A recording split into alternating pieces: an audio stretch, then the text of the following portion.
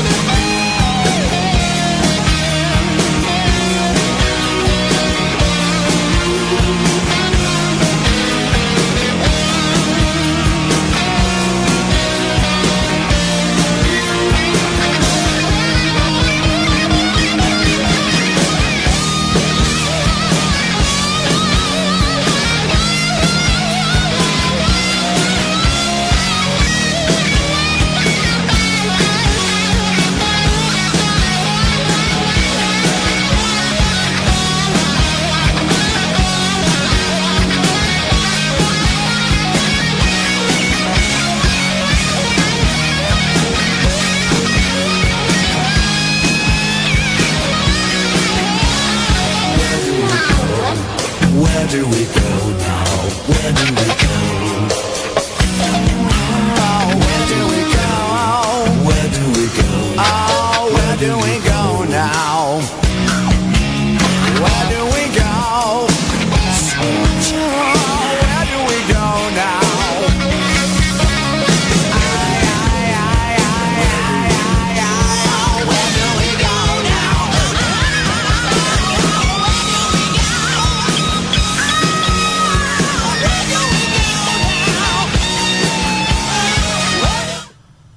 Alas 7 ng maulap-ulap, mapalad, mapayapang gabi dito sa Patinayagusan del Sur.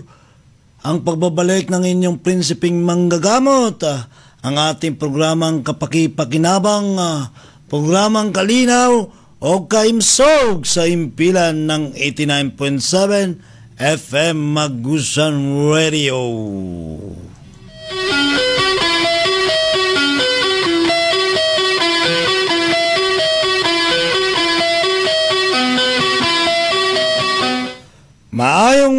Maayong gabi, mga agsonong karagawnon.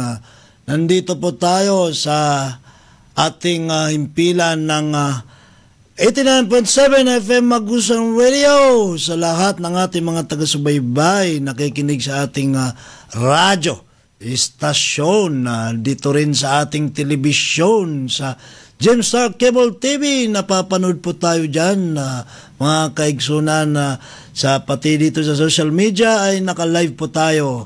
Kami po, ang inyong lingkod, ay medyo nawala tayo ng mga 2 linggo, no? After the election ay medyo nawala tayo ng 2 episode, 2 kabanata.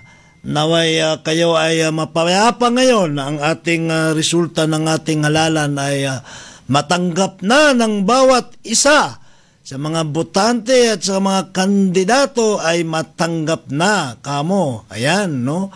Kasi it's time to move on.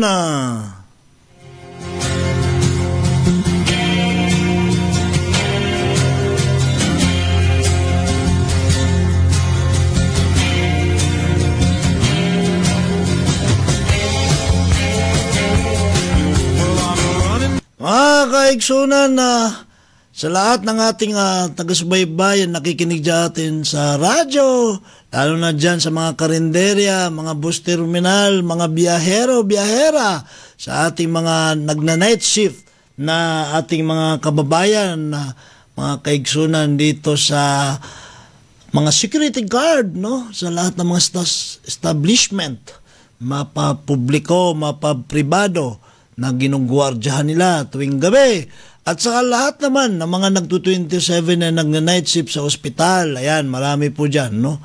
Ang DOP, ang mga district hospital, ang mga health center, ang ating mga doktor, mga midwife, mga nurses, mga nasa laboratory, mga medtech, radtech sa may radiologic section, pati dito sa ating mga utility, no? At mga admin na nagjo-duty tuwing gabi, sila po ay binabati natin, no? Lalo na sa health sector, kung saan tayo napapaloob ay madalas talaga ay 24/7 po tayo. Okay.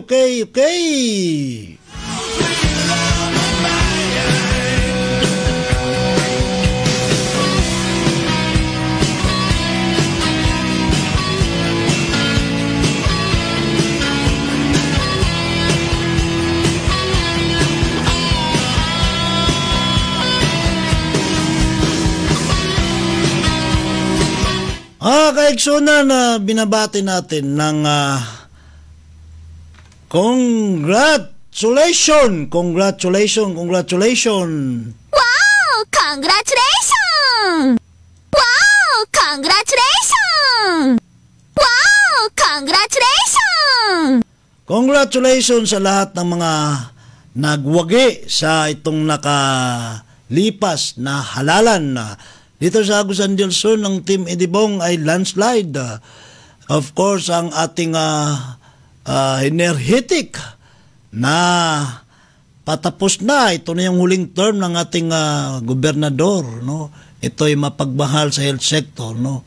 Ako ay 2019 na dumating po rito sa probinsya ng Agusan del Sur, ay very supported sa health, no? Ang itong gobernador natin, no? Na nagwagi panghuling term niya ngayon. No other than Gobernador Santiago Cani Jr. Wow! Congratulations! Kaigsunan, pati itong ating dalawang congressman, ng Congressman Bascog, and of course, ang ating veteranong politiko, ang ating congressman ni Libong Plaza, at of course, ang Vice Governor ngayon, nananalo ay si Honorable Vice Governor Patricia Plaza. At si former Vice Governor, hindi pa yata nakapag-take oath, no? So sa June na yan, no, yung take oath, no. So literally nasa pa si Vice Governor Tortor, which is nanalo rin sa sangguniang panglalawigan. At of course, sa lahat ng ating mga board member, mga tresibukal, no, ng ating lalawigan ng Agusan del Sur, 1st District, 2nd District, mapa-re-elect man o bago, no? I think konti lang ang bago, no? At lahat ng ating mga municipal mayors, city mayors, ay kinokongratulate natin dito sa Agusan del Sur. Ito ay landslide Usually, kung Team Idibong ka, yun na yun. Pinabati rin natin ang mga karatig probinsya natin, no? Lahat ng mga politiko na nanalo, at binabati rin natin ang silang mga natalo, sapagkat they already participated our democratic rights, no? Do hindi po sila nagwagi, pero sila po ay may lakas loob na nag-file ng candidacy, may lakas loob na sumali sa halalan na gustong magserbisyo sa ating mga kababayan, ngunit sila po ay hindi pinalad, pero kinocongratulate pa rin po kayo. Yun, sana maintindihan nyo, no? Bakit ko kinocongratulate ang ating mga kababayan na natalo.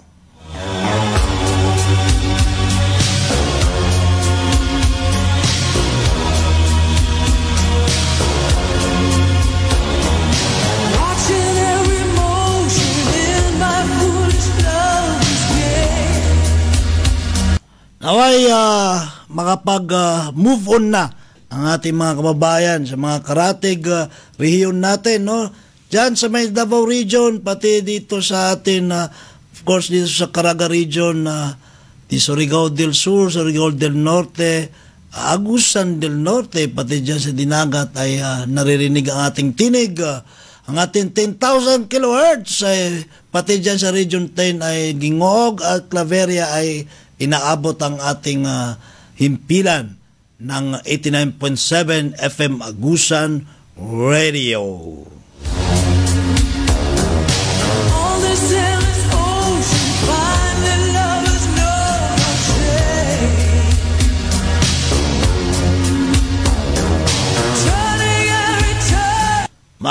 Maayong gabi among tanan, no? Minabati namin kayo nung huling Mayo 12 ng taong 2025 ay tayo po sa in general, no, ibig sabihin sa kabuuanan ay tayo pa rin ay humihingi ng pasalamat, no, ay successful ang ating eleksyon, no? Kasi sa mga sinasabi kong hindi magtagumpay ang ating halalan ay talagang siguro kung hindi magtagumpay yan ay magkikeos na magkagulo ng ating bansa. Kaya nga po nagpapasalamat tayo ay may nagtagumpay ang ating halalan. Medyo hindi naman pautal-tal ang ating sinasabi, pero hindi ko pwedeng sabihin na perpekto ang ating halalan. Marami tayong nakitang butas, no, sa ating halalan na talagang hindi mo maiwasan na ikagustuhan yan ng mga taong bayan. Yan ang kagustuhan nila eh. Alam niyo po mga kababayan, ako po ay nung I think 19 years old ako, 20 years old ako. I was elected as National President of the Philippine Muslim Student Association the year of 2000, and during that time nag-election din ang national elections, no? National election o local election yun, no? So nakapag-participate po ako. Bilang dun sa Marawi City ay nagbuo tayo ng grupo doon ng task force, yung Black Sabbath, no? Ayan, tayo po bilang estudyante noon ay katuwang natin ng sinama tayo ng NAMFREL, I-merge, yan po ang ating experience. So doon sa Marawi, so wala pang computerization noon, no? Talagang hawak-hawak po ko po yung 6 copy of election return. Habang gusto pang agawin sa akin, no? Na ganun, kamurang edad pa ako nung kabataan ko. Yun yung mahinit yung eleksyon na yun eh. Nagbarilan pa eh. Ako pa yung nakapag-report sa radio station doon sa May Marawi, doon sa na-crossfire, no? So, after that, I returned back sa Manila para ipagpatuloy ang pag-aaral ko sa kolehiyo. So, what I'm trying to say, nakapag-participate po tayo nung kabataan pa natin dito dyan sa election, no? So, election 6 copy of election return, hinahawakan ko pa yun. Gustong kunin sa kabila, talagang nireport ko kay, binigay ko lahat kay late Dalidig, si Lax Dalidig noon, ang NAMFREL emerged ng provincial chairman. Tapos kami po sa May Marawi, mismo ako, saka yung grupo ko ay nag-participate kami, no? As a non-partisan, no? Tumulong kami sa NAMFREL sa emerge. So yun po na-experience ko ngayon, noon. At ngayon, kumpara ko po, after 25 years, no? Do siyempre nakikita na natin ang pagbabago. Mabilis ang computerization. Mabilis ang resulta, no? Pero di mo maiwasan, may mga dayaan diyan, no? Wag na nating tingnan 'yon. Ang gusto ko lang parating sa inyo ang pagkakaiba nung araw at saka ngayon. That was 25 years ago. Doon po ay manual nung year of 2000. Ngayon po ay computerization na, computer electoral machine. Ang pagkakaiba po, which is napakahalaga, na yung very salient, ibig sabihin, napaka-importante ang pagkakaiba nila. Nung araw po, wala pong rampant na vote buying. Actually, walang vote buying yun. Alaga, nung 25 years ago, ako po ay NAMFREL noon, no? Yung NAMFREL emerged. Ngayon po, rampant na rampant. Alagang tanggap na ng mga taong bayan na parang iwan ko bakit sabi ng mga ibang kandidato na biniblame ang mga kandidato, hindi daw biniblame ng mga taong bayan na tumanggap ng vote buying. Mas binoto niya, siyempre, buboto mo yung nagbigay sa'yo ng pera. Yun ang sa kanila. Pero para sa akin po, sa akin pinakamababang pananaw, ang mabublame natin doon sa mga tumanggap ng vote buying, tumanggap ng suhol, kada eleksyon, kada alalan. Ang mabublame or masisisi natin dyan, para sa akin ang taong bayan. Ikaw ang tumanggap eh. You're accountable to yourself. And whatever your behavior, you're liable and you're responsible. Okay? Bakit kamo? Ayan, no? Justify natin. para mangilay-ngilayan nyo. Sana na I'm directing towards change sana, no? Bakit ka mo? Sabi mo, di mo masisisi ang mga taong bayan kasi crisis. Ayan, nakita ng dalawang mata ko yan, ha? Crisis yan. 7,000. Yung 3-in-1 or 5-in-1, may mayor dyan, may vice mayor dyan, may gobernador pa dyan. Oh. Sabi, hindi mo masisi, tatanggapin talaga ng taong bayan yan. Yung mga tabi-tabi lang, no? In due respect sa iba na hindi tumanggap ng pera. Talaga iboboto nila yung tinanggap nilang pera. Bakit ka mo? No? Sila ang sinisisi ko. Kasi sila naman talaga tumanggap eh. Alam nyo, nung mga nakatanggap, doon po sa Marawi, inobserbahan ko talaga. Naubos yung mga tindahan. Oh, hanggang bumaba pa yan sa Iligan eh. During the election nga, ubos talaga. Bumili ng cellphone, bumili ng gamit. Mga kung ano-anong mga gadget, damit, everything. Yung 7,000, isang araw na lang, ubos na. Oh, di mo daw masisi kasi crisis. Oh, crisis? Anong crisis? Ang sinasabing crisis sa isang pamilya, sa isang taon, di yan makakain. Maintindihan ko pa yung 7,000 niya, binili niya lahat ng bigas. Di ba? Binibili naman sa pangluho eh. Pangluhong pansamantalang kaginhawaan ng taong na yan eh. No? Be responsible to yourselves. Grabe, no? Hindi ako maluloko ng... I'm not saying na mas mataas ang aking kalam. Pinina-analyze lang natin, no? Sabi ko nga, pangilay-ngilay natin, no? Kasi, if you vote buying, ikaw naman ay tumanggap ng suhol dahil sabi mo, may crisis ngayon, kahirapan ngayon. My goodness. Parang tinanggap na ng mga norms ng mga tao na pag dahil walang makain eh. Walang makain, isang bagsakan, binili kung saan-saan. Hindi crisis yun. Kasi ginastos mo yun sa lahat ng pangluho mo. Inubos mo lahat. Tapos maghihintay ka na another 3 years para boboto ulit. Hindi yan. Hindi yan moral turpitude. No? Hindi yan walang principles dyan. Walang prinsipyo tayong nakikita dyan na maraming scapegoat ang tao.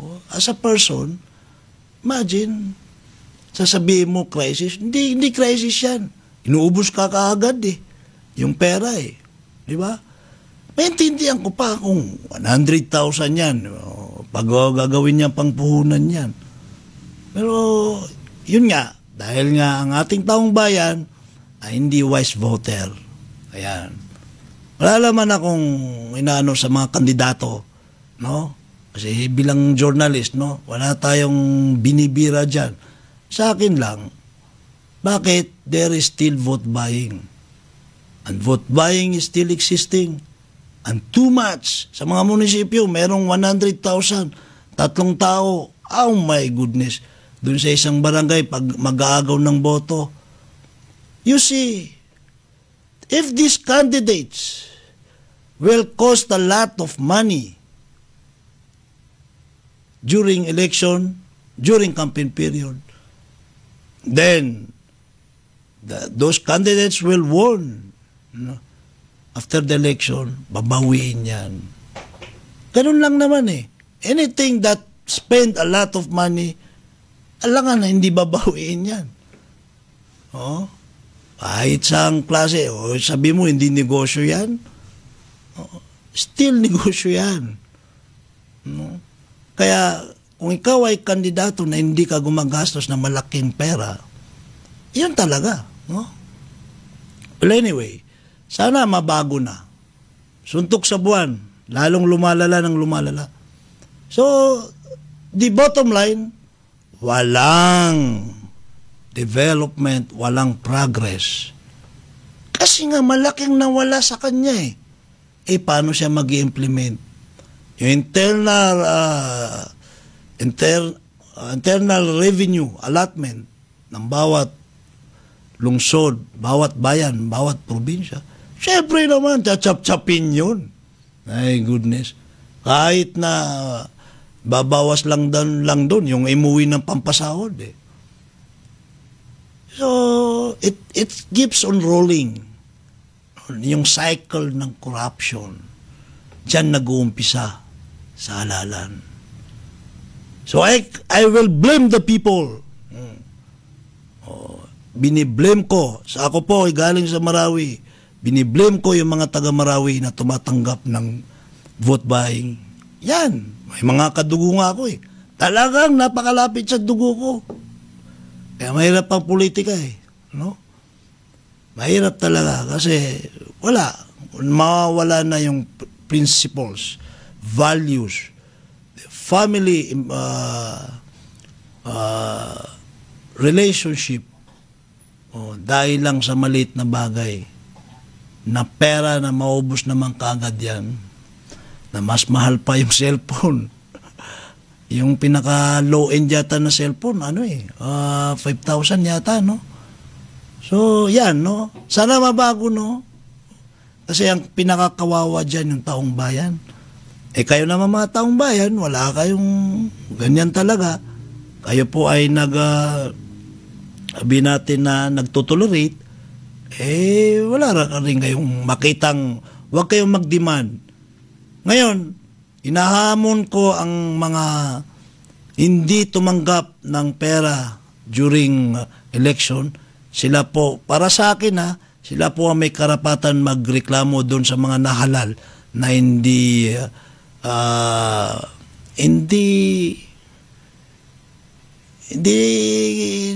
nag-implement, no? Sila po, kung ikaw naman ay tumanggap ng pera doon sa nahalal, tapos hindi nag-implement, ay huwag ka na magreklamo. Di ba?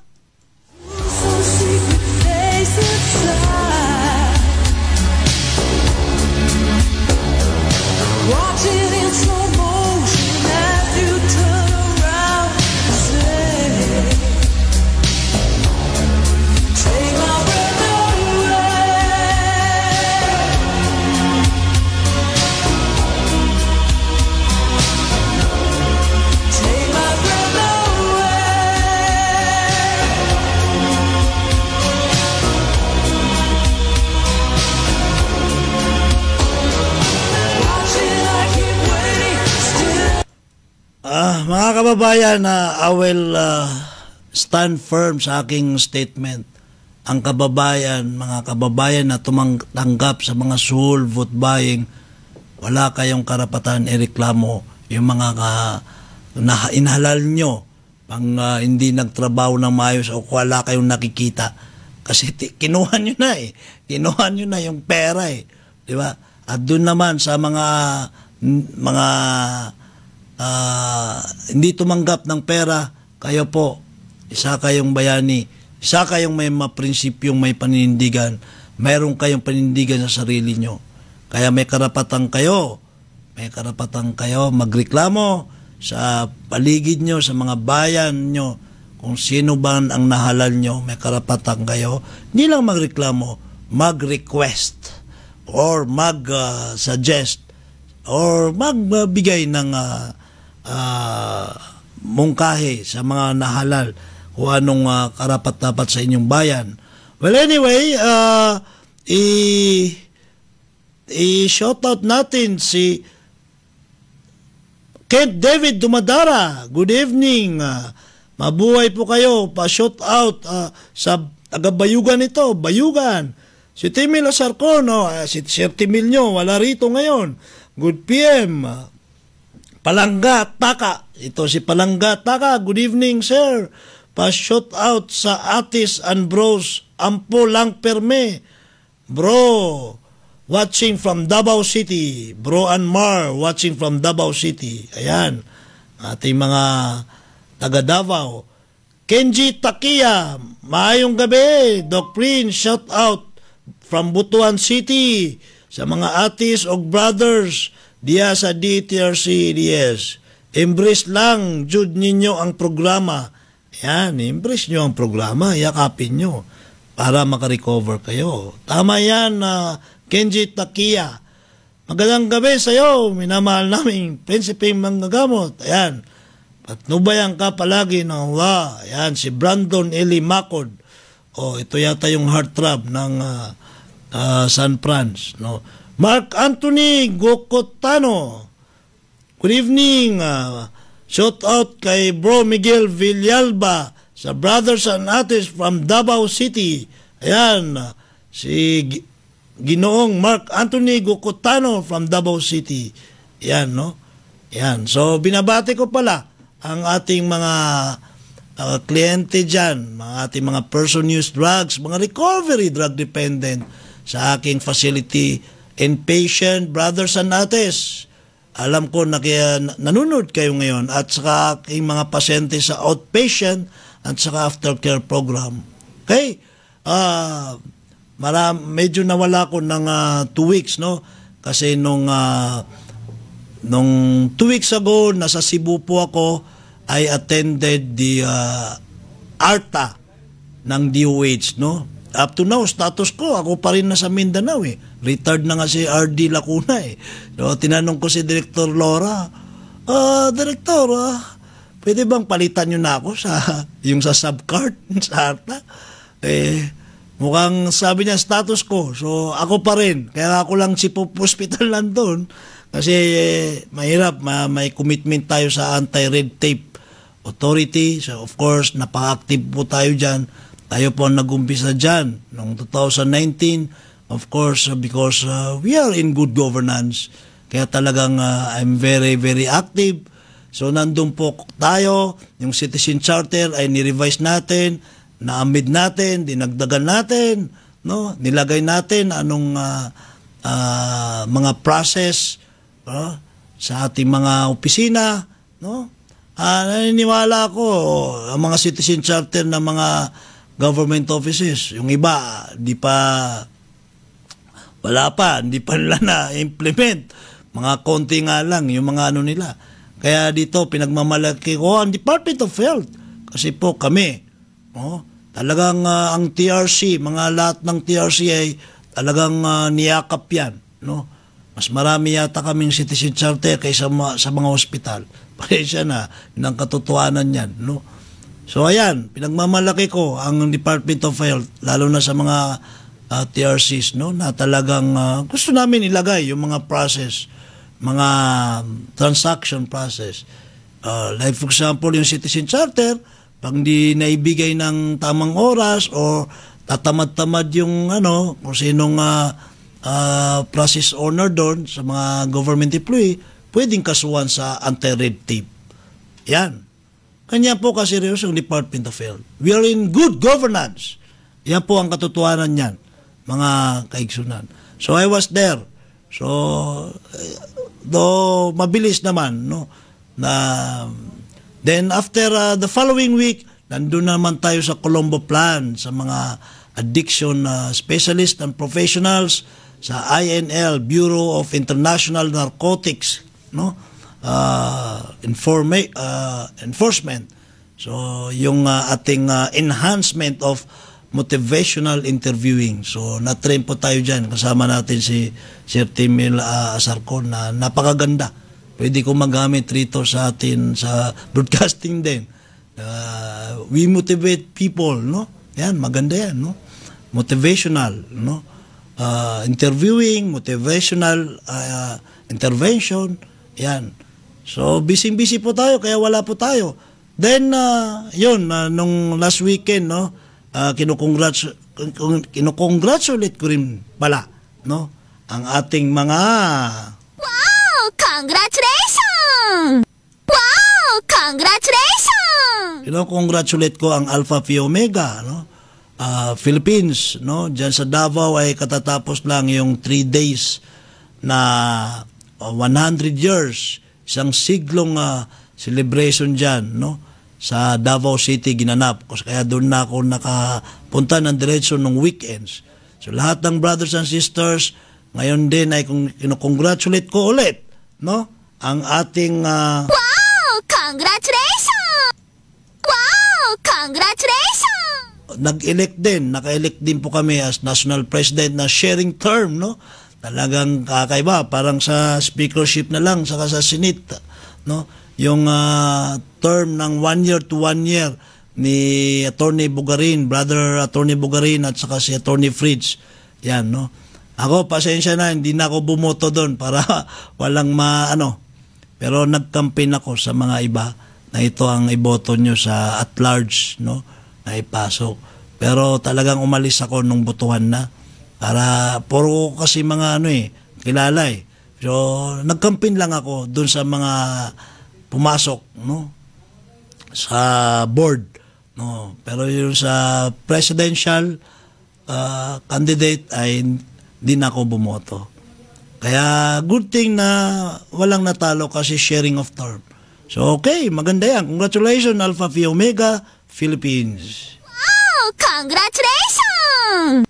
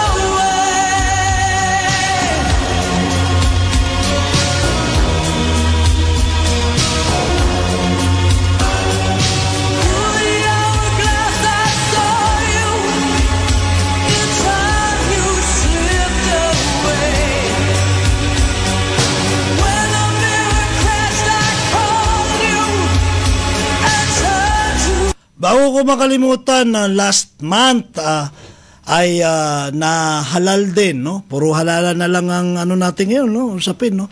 Pero ito ay sa kagawaran ng kalusugan ito, World Health Assembly.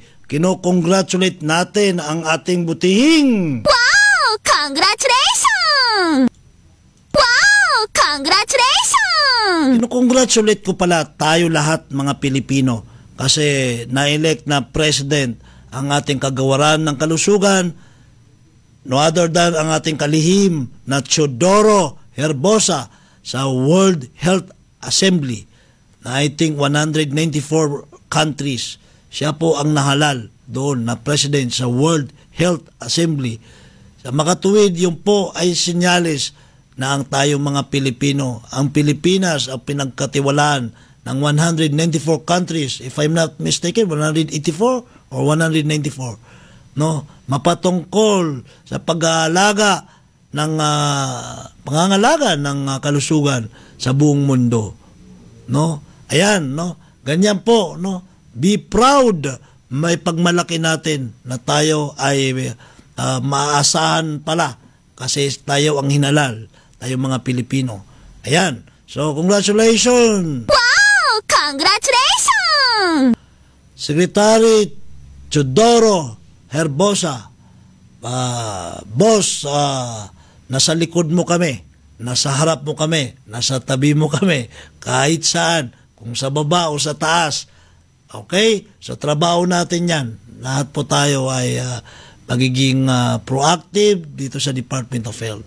Yan. Speaking of kagawaran ng kalusugan, ito po, ito rin ang panawagan ng ating Secretary Herbosa. Itong matagal nyo na ito narinig sa akin eh. Kahit nga nung before COVID pa problema na to no? Yung mapatungkol sa HIV. Yung Mpox po, pwede natin pag-usapan next time, pero mas alarming po ang HIV sa Mpox, no? Ang HIV po ay dati 50 per day ang new cases bagong na-infect na HIV na reported. Per day, per day. Ngayon po, according sa reports, sa status, sa data, 57 per day new cases ng HIV sa Pilipinas.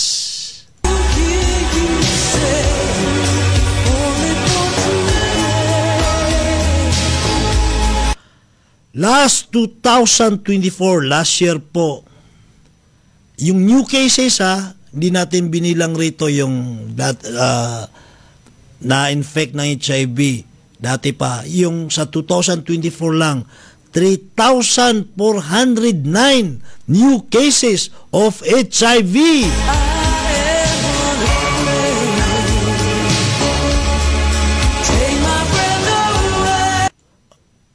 Ngayon po, 2025, di pa natatapos. Ngayon pa lang ay Hunyo at 3 ng taong 2025.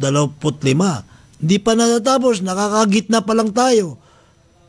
5,101 new cases of HIV sa ating mga kababayan na infect ng HIV.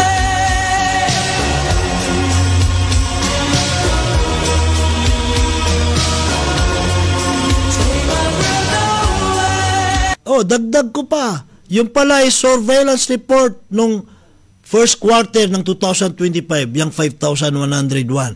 Hindi pa ito naisama itong second quarter, itong April, May. Nung March lang yon, January, February, March. Ganun. From 3,409 the whole year ng 2024 na bagong na-infect na HIV. Ilang buwan na lang yon, January, February, March ay 5,000. No? Hindi po cumulative yun magkaiba po yun. Imagine, 3 buwan na lang, 5,101 this year. Itong last year, na 12 buwan, 3,409 new cases. Ganyan po, kabilis, kataas. Sa buong mundo, tayo po ang isa sa mataas na mabilis tumaas ang new cases ng HIV sa buong mundo.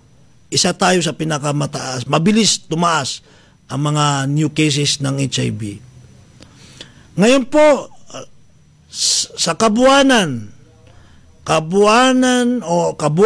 ibig sabihin whole, total, sumatotal ng bilang ng kaso ng HIV sa ating bansa. Ito yung reported lang Siyempre, yung iba, mayroon ding di-reported kasi hindi na nagpapatingin. Okay, nagtatago. 148,831. Ayan po, mga kaigsunan, mga kababayan. Parang gusto nating lumuha na hindi tayo maluha-luha. Nakakatakot. 148,831 ang total na infected ng HIV sa buong Pilipinas. No? Palala ng palala. Ito po ay maaaring lumagpas ng 400,000 ang bilang ng mga taong may HIV sa bansa kung hindi maagapan ang paglaganap. Kaya dapat talaga tatakot kayo sa mga Mpox, mga COVID. Sabi ko nga sa inyo, dati pa, mas nakakatakot itong HIV. Kasi wala namang bakuna pang naimbento. Ang pinakabatang kasong naitala dahil sa pakipagtalik, dahil nakuha niya sa pakipagtalik, pinakabata ito na edad. Hindi po ito nasalinan ng dugo kaya nagka-HIV, o pinanganak siya, tapos may HIV na yung nanay, na-infect siya, o kaya, basta yung hindi nakipagtalik, hindi po ito. Ito ay nakipagtalik, nakipag-sexual intercourse, doon niya nakuha ang kanyang HIV. Anong taon? Anong edad? 12 years old. 12 years old. Ano ibig sabihin nito? Big sabihin, sa panahon ngayon, sa Generation Z, dito napakataas ang HIV, new cases, dahil sa lifestyle. Yan ba ang gusto nyo? I am not discriminating yung sinasabi niyong gender ng LGBTQ. Pero nasa record yan. Halos karamihan ngayon ay doon nanggagaling sa LGBTQ. Alam ko may mga matitinong LGBTQ, pero aminin nyo, mas maraming hindi maganda, yun na lang, hindi maganda ang lifestyle. Kaya most of them, sila po ang na-infect ng HIV. Ayan. Kaya hirap lathala na ang lahat ng karapatan. O ayan. So, turuan na lang natin na be responsible. Kaya you cannot express, more than 500% ang pagtaas ng bilang ng bagong kaso ng HIV sa edad na 15 up to 25. Ayan. So, lifestyle yan. Panahon namin, walang Ngayon, pati yung homosexuality, ang dami-daming label. May, ewan ko, nakalimutan ko yung mga label. May bisexual daw. May, yung lantad na lantad. Basta mayroon sila mga term No? I'm not discriminating. No? May mga magagaling akong staff na LGBTQ Pero yun nga, parati ko sinasabi sa kanila na watch out sa lifestyle nyo. Dahil dyan sa sexual intercourse. Intercourse, hindi po curse baka sabihin nyo, kina-curse ko kayo. Okay? Ganyan po, no? So, I want to aware, no? Kahit tumaas ang kilay sa akin itong mga LGBTQ, yun ang katotohanan mas marami nanggagaling po sa inyo sa HIV, sa madalas po, nung nasa Manila pa ako, talagang dami kong na-determine, no? Pag mababa yung C3, basta marami akong na-diagnose na HIV. That was 15 years ago, 10 years ago, dati pa yun. Ayan, nasa sa edad na 15 to 25, talagang 500% ganun kabilis ang pagtaas, no? Kaya yung mga pamangkin ko, yung mga binata na, pinagsasabihan ko, no? Na mag-ingat, no? Ayan, no? So, 55% mula sa 37 sa January to March. Ito yung sinasabi ko sa inyo, no? Grabe. 5,000 lang. 5,000 lang. Hindi lang. Talagang 5,000 agad. 3 buwan. Samantala last year, sa 12 months ay 3,409.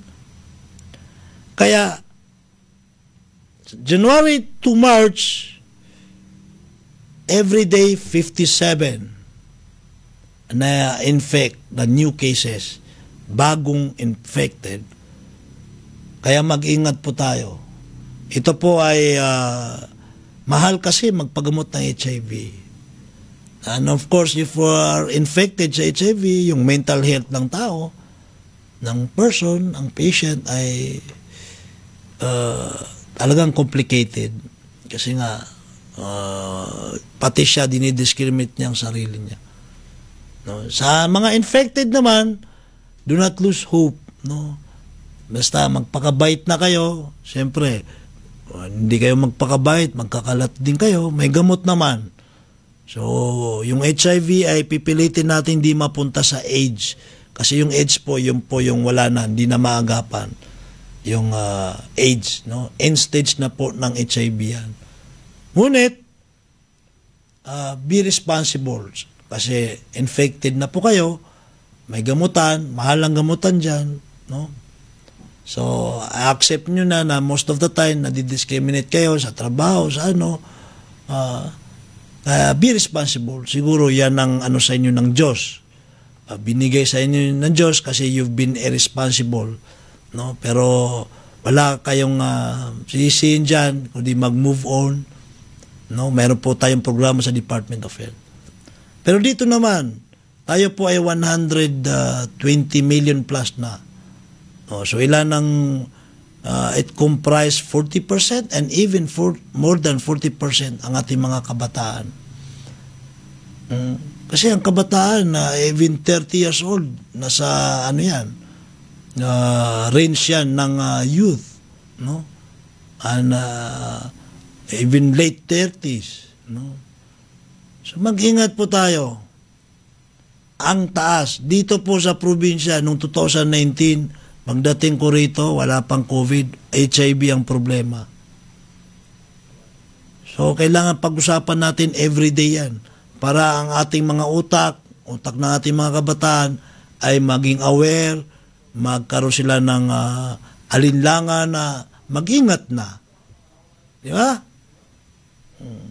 Ayaw natin na bilang isang doktor, isang manggagamot, na maapektuhan ng ating mga, even isang tao na individual, naintindihan kung mararamdaman nila pag sila infect. No? I will putting myself in their shoe, katulad ng paggagamot ko sa aking mga person use drugs. Ano itong mga nagdudruga rin, nagbibisyo ng alak, hindi lang droga, ang alak. Sila rin ang madalas maka-infect ng HIV. Kasi kaya nga inom ng alak eh. Kaya nga mangdodroga eh, mangchichicks ka. Ganun din sa babae, hanap ka ng lalaki. Yung doon naman sa mga LGBTQ, maghanap ng type na mga magkaroon ng, kasi pleasure yan eh. Lalo na sa alak. So yan ang mga consequences. No? What is the consequences? Itong HIV. Kumakalat. No? Gusto mo ba magka-HIV ka? Yung anak mo magka-HIV? Diba? Kaya let's go back to our history. We used to be a conservative country. We used to be a people with moral values and high standards of principles, conservative principles. Tapos ano na gustong-gusto nyo? Yung mga westernized, na gusto nyo freedom, yan. Gusto nyo magpakalaya, walang I am responsible to myself. Kalayaan ko ito. Kung ano man ang gustuin ko sa aking katawan, sa aking sarili, ay walang pwedeng makialam sa akin. Yung ba ang gusto nyo? Meron kang responsibilidad sa iyong katawan. Lalong-lalo na sa inyong nakapaligid sa iyo. Sa isang bansa, may responsibilidad ka. You are a person created, ruled by law. Ayan. Yan ang sinabi ko sa flag ceremony. And if you're not ruled by law, ay para ka na lang hayop yan. No? Kung ayaw mong sumunod sa mga batas. Kung gusto mo yung kalayaan mo, doon ka sa Calayan Island. Ay tanong gawin mo doon. Ayan, no? No, sana ma-motivate ko kayo. My motivation is different approach. Depende sa topic natin. Kaya do not think that I'm aggravating you. Okay?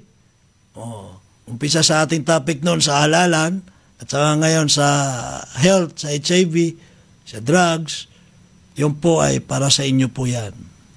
Okay? Hindi tayo nag-grandstand rito. We are confronting you what is the real situation. No? Anong katotohanan? Yan po ang highest standard of journalism.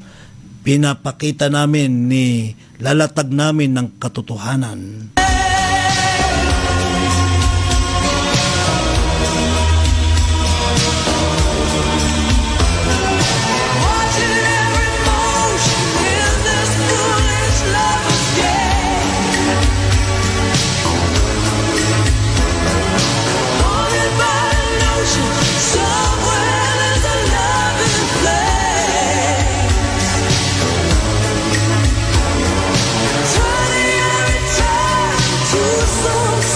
Alam nyo mga kababayan, ngayon din June ay month ng anniversary ng Department of Health.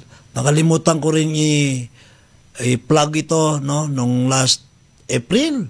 Tayo po sa Department of Health ay nagpadala ng team, ng emergency response team dyan sa Myanmar. Myanmar ba yun o Thailand? O, na lumindol na thousands of people there na naging casualty. So, nagpadala tayo, mga doktor, mga nurses, mga health providers. So, siyempre, nakauwi na sila, I think 2 weeks. Yan po ang Department of Health. Na ginagawa po ang ating kagawaran ng kalusugan. Kaya po, pinagmamalaki natin ang ating kalihim na Teodoro Herbosa. Yan, no? Yan, anytime, pwede ko kausapin yan. Napakamasang taong yan. Kaya, masarap sa pakiramdam yung talagang yung pinaka-boss namin. Ngayon, meron na naman siyang mga programa sa amin po na online. So, pipilitin ko yung TRC ay online natin. Parang digital ba? Ay may appointment. Ang ganda, di ba? Digitalization. Oh. So, few days na ago lang. Monday lang yata o nung Friday lang ni-launch. So, mga ospital, may appointment, pwedeng sa cellphone mo lang, no, kung kailangan pupunta doon, no. So, nagiging advanced tayo. Yan. Yan ang ating mga programa sa Department of Health na spearheaded ng ating Secretary Teodoro Herbosa.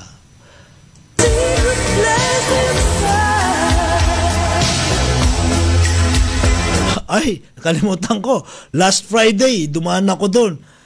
Bang nag-training ako, pauwi na ako sa National Center for Geriatric Health. Yung pinakamamahal kong institusyon. Talagang first time ako dumaan doon, na-late pa nga ako no? Na 15 years na. Ayan, so nag-admit kami doon ng 10. Nung tinrabaho ko yun, naka-admit na. Tapos may laboratory na, yung may x-ray na, radiologic section. Yan po yung mga natapos natin dyan. Yung dialysis doon sa mga senior citizen, actually yun ang feasibility study ko sa aking masteral. Yan, dyan po sa National Center for Geriatric Health. Pinabati ko kayo, mga nanay, tatay, lolo't lola, babalik ako sa inyo. Galit sila sa akin, late na raw ako dumating, tapos paalis na rin ako sa airport. Kasi umatin ako ng National General Assembly ng Alpha Phi Omega. Kaya babalik ako sa kanila. Sabi ko sa kanila, maglilib ako para lang damayan sila. Na-miss ko sila Yung iba, namatay na yung aking mga geriatric family. Ayan, no?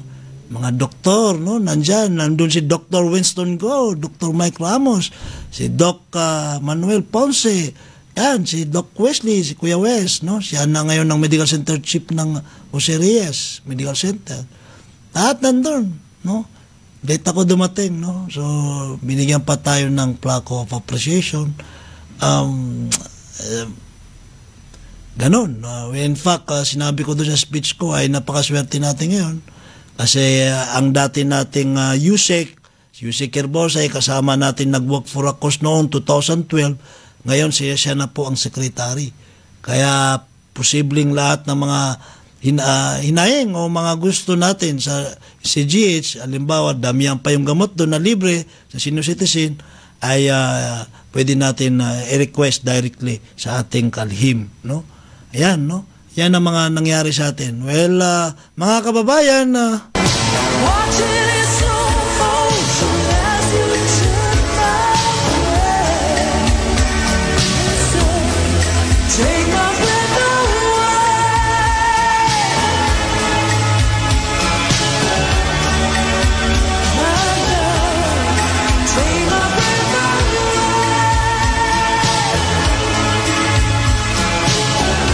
bago tayo magtapos, shoutout muna natin si Brent Dilyava. Maayong gabi, Doc. Pa-shoutout ako sa mga brothers ug ates. Si Brent Dilyava at saka si Romano Apto. Good evening.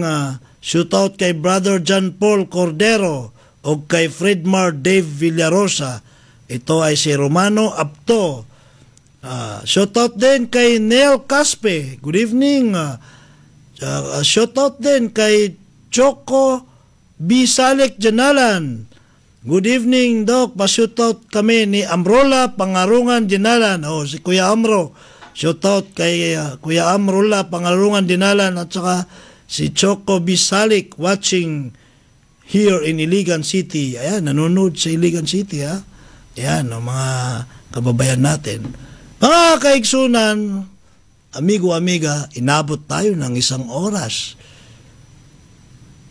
Kaya po ay sa lahat ng mga ating binanggit kanina, napakabilis. Sa akin po, napakabilis yung 1 oras. Yan po ay lahat importante. Hindi po natin sinabi yun na sabihin natin na ipapatama natin kung kanino natin gustong ipatama. Ang katotohanan nun, gusto natin ilahad. Ibig sabihin, awareness, ilahad sa atin, mga kababayan, para makita nila ang realidad.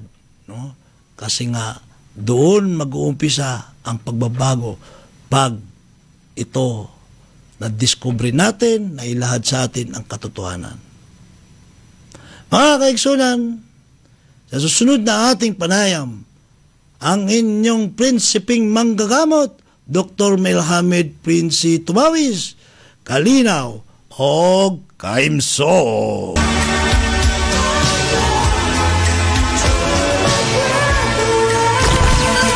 Broadcasting live from Governor D.O. Plaza, Government Center, Kapinay Prosperidad, Agusan del Sur. This is 89.7 Agusan Radio FM. The broadcast radio station of the provincial government of Agusan del Sur. 89.7 Agusan Radio. A station that delivers relevant, fresh news and information. 89.7 Agusan Radio. A proud member of the KBP, kapisanan ng mga broadcaster ng Pilipinas. Ang musunod nga programa, binayran o ang mga pulong nga inyong mabati, ilaha lamang